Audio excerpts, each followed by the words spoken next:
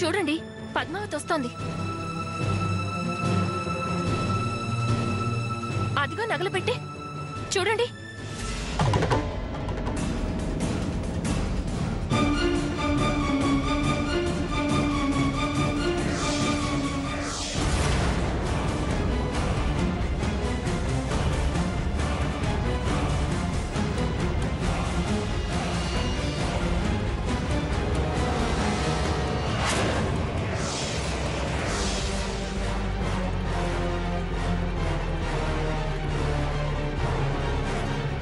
పద్మావతి, ఏందివే? అడుగుతా ఉండాది నిన్నే. నీ చేతిలో ఈ నగలు పెట్టేంది? గివి నీ చేతికి ఎట్లొచ్చినాయి? యాడ్ నుంచి నగలు తీసుకుపోతా ఉండావు? యాడ్కి తీసుకుపోతా ఉండావు?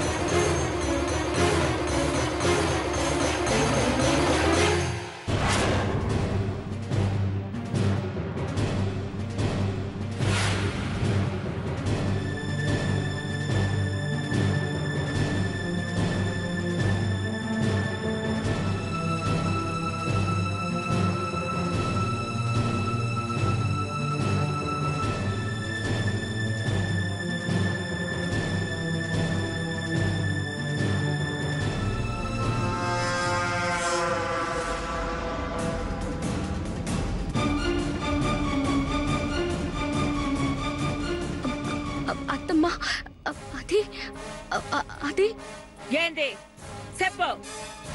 అదే మీ నగలు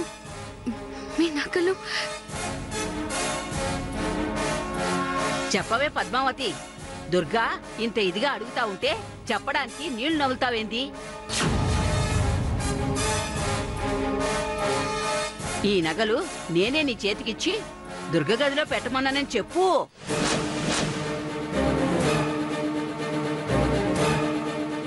నిజం చెప్పడానికి ఇంత భయం ఎందుకు? నిర్భయంగా నిజం చెప్పు. అత్తమ్మా, ఏంటిది? తాను చెప్తాదా, నువ్వు చెప్తావా?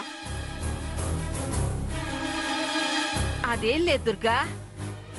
నేను పెరట్లో కసువు జిమ్ముతా ఉంటే ఆ మొక్కల మధ్యలో ఈ నగలు పెట్టి పడేసి ఉండాది.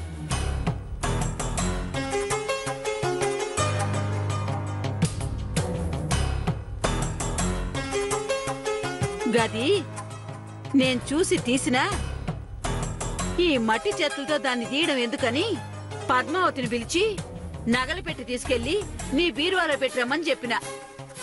అది జరిగినది దుర్గా. అత్తమ్మా, నువ్వు చెప్పేది నిజమేనా? అబ్బే, నేను అబద్ధం చెప్తానా ఏంది? ఏమో, పద్మావతిని కాపాడ్డానికి మీరే ఇలా కథలుండొచ్చుగా.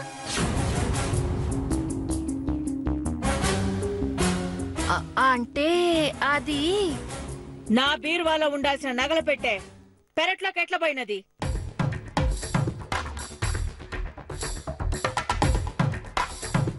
అదే అదే ఒక క్షణం నాకు అర్థం కాలేదు దుర్గా. ఇందులో అర్థం కాకపోవడానికి ఏముంది బామ్మ? ఆ నగలు మైసమ్మ తల్లి కాడ పెట్టాలని నిన్న అమ్మ చెప్పినది కదా.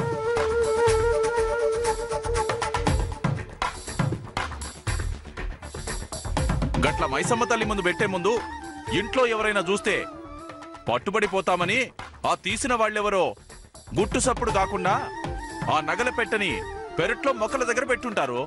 అవునా? మీరు చెప్పింది చాలా విచిత్రంగా ఉందే. నగలు తీసిన వాళ్ళకి వాటి విలువ తెలీదా ఏంటి? అయినా అంత విలువైన నగల్ని ఎవరైనా పెరట్లో పెడతారా?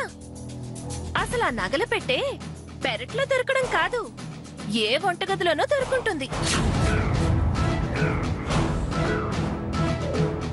అలా వంటగదిలో దొరికాయని చెప్తే నగలు తీసింది పద్మావతి అని, ఆ విషయం బయటపడుతుందని బామ్మగారు పద్మావతిని కాపాడాలని బాగా ప్రయత్నిస్తున్నారు.